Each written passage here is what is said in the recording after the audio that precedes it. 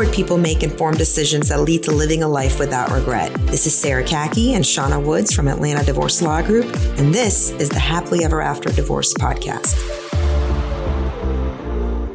All right, Shauna, today I want us to talk about the uncomfortable words we try to hide from, run from, and what we're going to specifically talk about, come up with other words for so we don't have to say the big ugly divorce word, or there's many other words that we avoid saying by coming up with a nickname for them, sometimes a cute nickname. Do you know what I'm talking about? I do know what you're talking about. I think as a single person, a lot of times we do come up with words to say, I'm single, when you can just say it. I'm single. What's your favorite word that people use as a nickname instead of saying I'm single? I don't know if it's my favorite or if it's my least favorite. My least favorite is I'm dating myself. I'm taking myself on dates. And it just kind of always makes me laugh because I'm like, well, first of all, who's paying? Yeah. What kind of euphemism is this that you're taking yourself on dates? But I think the reason it does bother me is why can't you just say, I'm enjoying my time?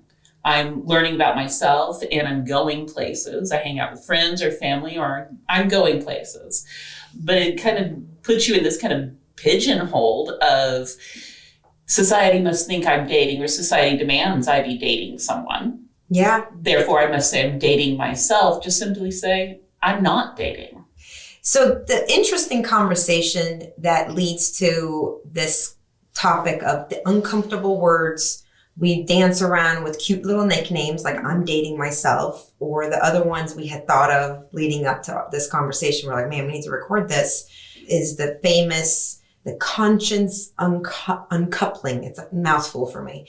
Or the new one that came out when Jada Pinkett Smith wanted to say she's having an affair. She instead said, I was in an entanglement, which all of it is gossip if you look at it from just a celebrity standpoint. But the standpoint you and I were interested in is, why do we have a need? Because it's not just with the celebrities that just make these things popular, but why do we have a need as a society to not call things by their actual name to avoid any discomfort that comes along with them? Yeah, and we do have that need. And I think it's a very common need. And we look at it to celebrities when they say it, we're like, oh yeah, I want to say that too, because they're in the public eye. Right. And so they do kind of set a precedent of, oh, I can say this. And they create word. Culture with it. Exactly. I think it's a very cute and funny, euphemism to say entanglement, when it was like, no, really, it was an affair. And I think one of the things that, I was thinking about with these uncomfortable words, it's people don't want to sit in the uncomfort of the words, right? And so they make these bubbles around them so they don't have to feel that uncomfort. Right. And sometimes it's important to feel that uncomfort and say, I had an affair. Yeah. Like, that's a big one. Yeah. Right. And I'm not going to say she was trivializing because I don't know her. I'm not making that judgment. But to sometimes use these words, I do think trivializes what the real occurrence was. And I love that perspective of sitting in the uncomfort of it, or the discomfort of what happened, because from my perspective and my own personal development and everything we've seen with our clients, there cannot be actual growth past a painful point in your life until you can actually face the truth of where you are in now. Mm-hmm. You can't talk about where you want to go, and you can't even start making a plan for where you want to go until you take full responsibility for where you are in now. And I don't mean this as a rhetorical question, but can we actually take full responsibility for an affair if we call it an entanglement? Can we take full responsibility for a marriage leading to a divorce if we call it a conscious uncoupling? Right? Can we take full responsibility for the fact that we are single but don't want to be if we call it I'm dating myself? Because that's what I'm hearing. Right. No, I agree with you there. And maybe that is the distinction, is when people say I'm dating myself, what they really want to be is dating someone else. Right. Right. They want that that I was going to say entanglement. That's not the right word. They want the coupleness. They do want to be in a relationship. And I think it's easier to say I'm dating myself than to say I'm lonely. Yeah. Right. Yeah. And I agree with you. I don't think, but I'm not the expert, but I don't think people can take responsibility until they say the words to themselves, acknowledge what happened, and say, how do I move past that? So one of the big lessons I learned while I was studying child custody issues and also violence against children in law school is there was a study, and I don't have it to quote or offer it to anybody, but I can just say that I had read that when we don't teach young children to call their body parts by the correct name, they actually have a higher tendency of not coming forward in case they are ever improperly touched or molested. Mm-hmm. And these studies had shown that children who learned to say my vagina or my penis and didn't feel any sort of discomfort with saying it and didn't come up with other cute words to call their private parts, which, by the way, in my family we did.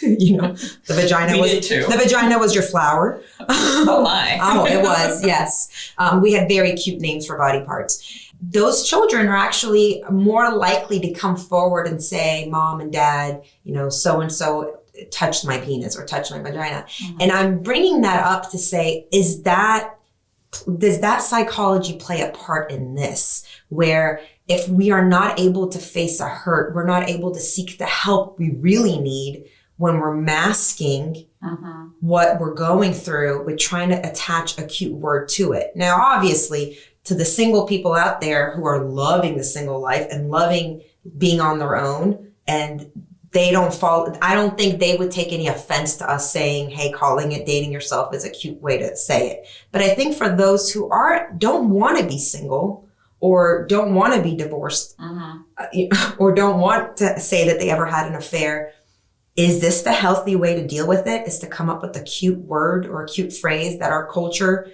has kind of given them an out on? I don't think it's healthy.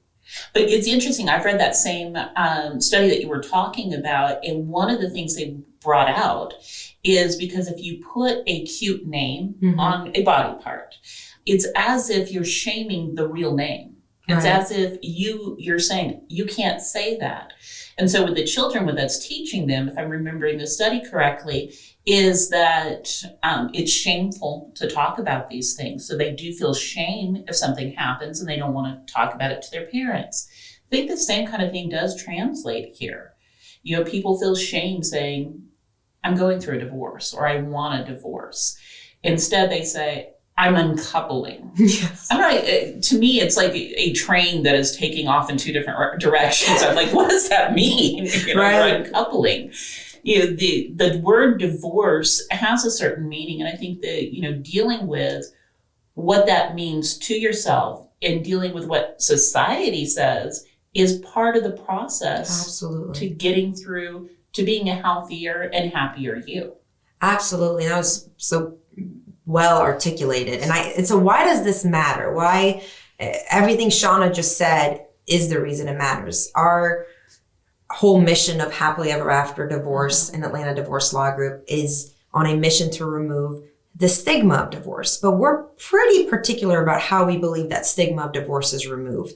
And that's through self-work, by clearing your conscience that you did everything you could before you had to make the other choice, the choice of, man, I did everything I could before I chose to get divorced, right? And once you do, then your conscience is clear and you can live a life without regret.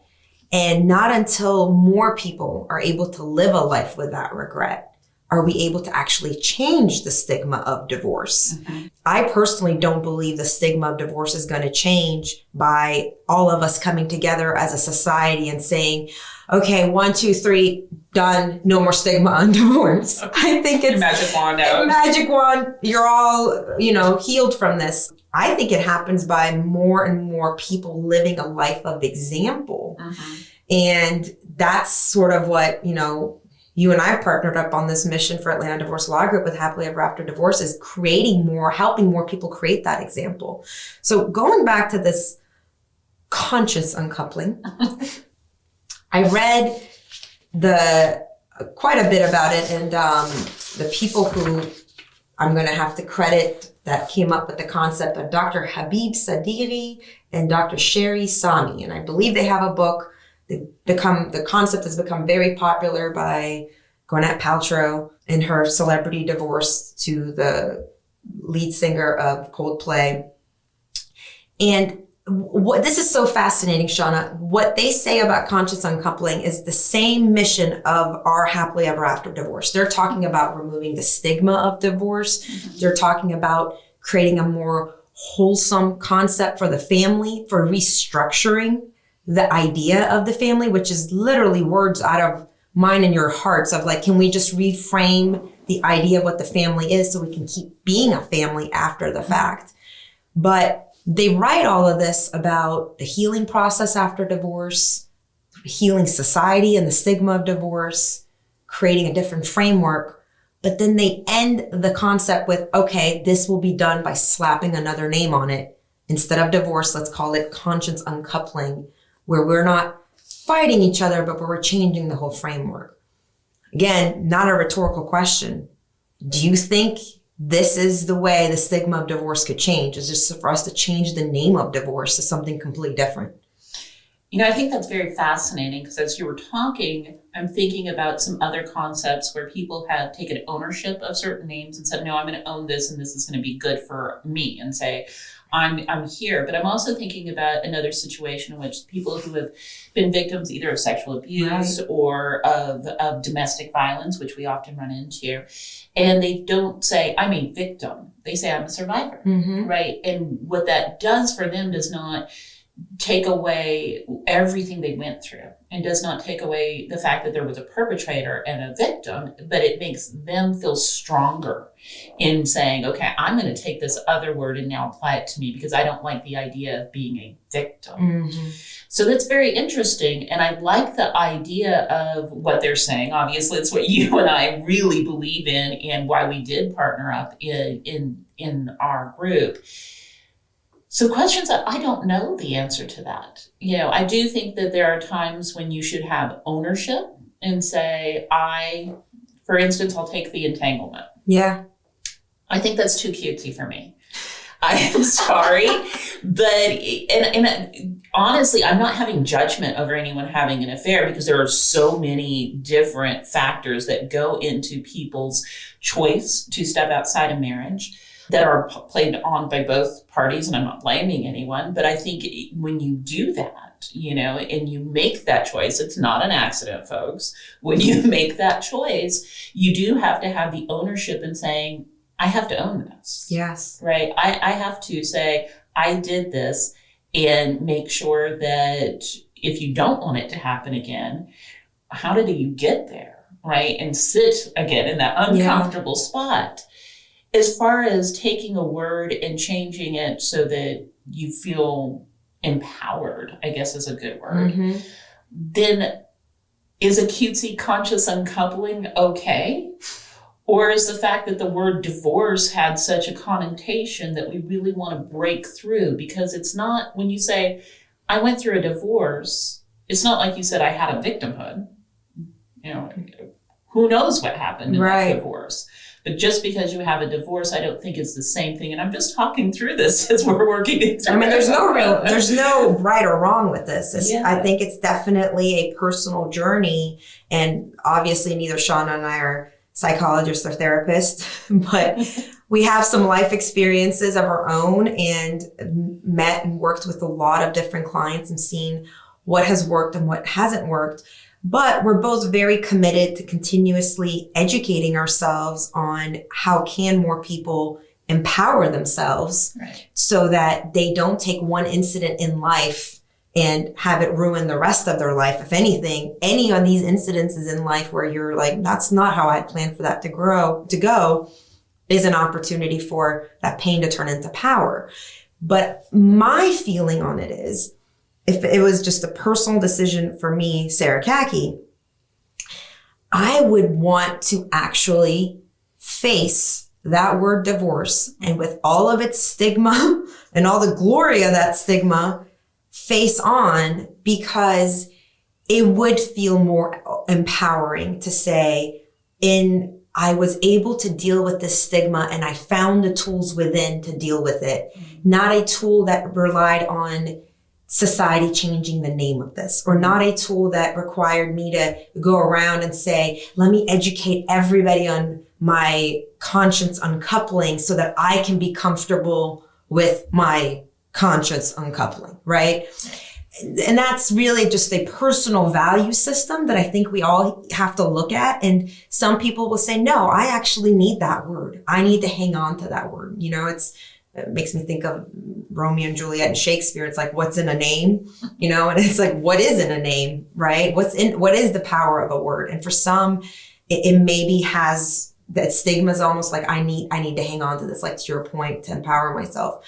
But to me, your most painful moment can be your most powerful moment. And have you sort of reduced the pain by calling it something else, a pain that has potential to serve as greatness for you, pain that you can say after this, man, I'm more secure in myself than ever. I'm feeling more confident in myself, and I don't have to rely on other people's perception of things in order for me to be comfortable. But to play devil's advocate again, do you think, as far as a society goes, these words help society as whole to remove their feelings towards these things? Well, like you said, I'm not a psychologist. Although practicing family law for about 19 years, I kind of feel like one by now. Sure. I think that when we say, honestly, when you first came up with the concept and you told me about conscious uncoupling. It's a mouthful. It is a mouthful. I didn't even know what you were talking about. I really had no idea. I was like, well, what do you mean? Mm-hmm. And so I don't think it helps society heal or take away the stigma of the word divorce if we don't even know what you're talking about when you say it. Right. And hopefully, I think that we're headed towards a society where divorce, it does not have the stigma that it used to. It certainly doesn't have the stigma that it did at least 30 years ago, mm-hmm. right? There was a lot fewer divorces. But I do think the word divorce in itself has this connotation we would like to see kind of taken away, mm-hmm. is that when you say, I have been divorced, I've been through a divorce, I'm going through a divorce, people don't look at you as less than, like you failed at something, right? This is just a part of life that you've had to deal with, right? And so to be the opposite of that, I really do feel that, going through whatever your own personal life, and if you need to say a cutesy word to get you to a place, that's between you and your therapist and your conscious. For me, when I have to deal with something painful, I like to look at it, I like to name it, and I like to deal with it. And that's the only way I process things. And I encourage other people to process the way they want to and what's good for them. But looking at it from society, I really think we should say it. Take the power away from words. Right. Right? Was it Harry Potter and Voldemort? Yes. Right? The person we shall not name. The thing that we shall not name. There's one song, it's called I'm Going Through the Big D, right? And I don't mean Dallas. It's that divorce word that even in songs people won't say because it had such a negative connotation. But I do think now, as society has changed and women have really been able to support themselves, we did see a lot more divorces, right, as people were able to live outside that kind of traditional family unit. So to answer your question, it's very long-winded. No, I think we need to deal with the word divorce. Well, I was thinking about the children of couples who decide to sit their children down, and typically they sit down and will say, Mom and Dad are getting a divorce. Right. So what does that look like? That's very interesting. You just said that. Reminded me of, and Sarah knows that I watch a lot of, or listen to a lot of true crime podcasts. And there's this one where a guy comes in and he says, when I have to tell people that their family member died, he says, you have to say the word died. Yeah. You cannot say they passed. They cannot say they moved on. They cannot say they're no longer here, because the person's so in shock, they don't understand what you're telling them. Probably the same kind of concept if we're talking about with children. You need to say the word so that they can understand exactly what is happening. I completely agree with that. And I think also it's, I immigrated as a child, as a refugee, and I'm trying to think if my parents had told us, we're going on an extended vacation. That would be cruel. Right. What kind of confusion would that have caused in my mind versus, my dad was like, we are leaving our country. We are going to a place where I feel I can do a better job providing opportunities for you. And that was like, okay, kids, it's going to be hard. There's going to be days where, you guys are going to be the adults because you're going to speak the language faster than I am. Like stuff like that. He just prepared us mentally and emotionally and gave us the chance to rise to the occasion. Now, I'm not saying it's not hard for children that don't hear this. I just think, like, to your point, it sounds a little confusing. And then what happens when they go to school and, little Jenny has to tell Bobby in school, like, in first grade, my parents are consciously uncoupling. I don't think they can say it. We can't say it. We can't say it. How are they going to say it? So then I was thinking to myself, it's a lot of the same of what we see in our society currently, where it's like a huge transition and shift and everything culture-wise is happening. And, it's like the pendulum is swinging so strong right now, right to left before it finds its center. I like the idea of conscious uncoupling as a perspective of a movement of how to think about divorce. Mm-hmm. I don't like it as a Band-Aid to put on top of the divorce to not say the word divorce. Like everything that Dr. Sadevi and Dr. Sami have written about it as far as changing the perspective of how we think of ever after and how we think about what we should expect out of a marriage and not considering ourselves a failure and all those things. I for all those reasons, I love it. I even love the idea of a husband and wife who their marriage comes to an end and they don't want to use the divorce word necessarily to lose the integrity of those great years they had together, right? I can completely understand all of that. And it's actually interesting because you and we're completely in line with our mission for happily ever after divorce with everything they're saying.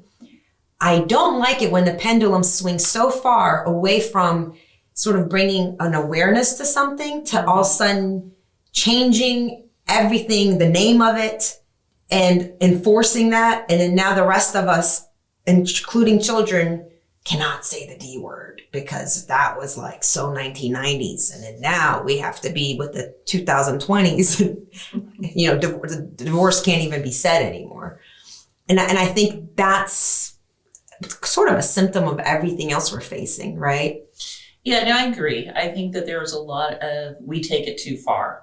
Right. And we push it too far to the other side. But I like the analogy of the pendulum doth swing. And hopefully we do kind of land in the middle where we are aware of the continuing of the relationship. And if they have children, it's a co-parenting relationship, right? Even if the children are grown. Right. Because you still have graduations and grandchildren and negotiating where the kids are going to go for holidays and what's going to happen. If you are, a mature person, you are going to be in this co-parenting relationship for as long as you have children. Yeah. And I think that continuing that relationship, and we do have a lot of people who have really long-term marriages who are like, okay, wow, at this stage, we have decided after 30 years, after 40 years, we're going to live our rest of our lives apart. And I think sometimes they struggle with saying divorce. And you've probably seen this too, when people come into our office for the first time and they say that word for the first time, it actually can be empowering because they're like, all right, I've now chosen to be happy. Yeah. I've made that choice and the divorce is how I get there. And it's exactly what I have seen in so many. It's that the struggle sits in making a decision. Yeah. Once a decision's been made and the word has been spoken, just like you described, it's almost like, whoa, I jumped off a cliff and I found my wings. Yes. But you had to make a decision for those wings to show up. Before you made a decision, the wings weren't going to show up. Yeah, it's that leap of faith. Right. Yeah. Right. And grabbing onto what you believe is going to be happy, and often really is. Well, if you want to learn more about conscious uncoupling, you can go to goop.com. I believe that's Gwyneth Paltrow's website. Thanks for listening to the Happily Ever After Divorce podcast. If you'd like to learn more, go to atlantadivorcelawgroup.com/resources.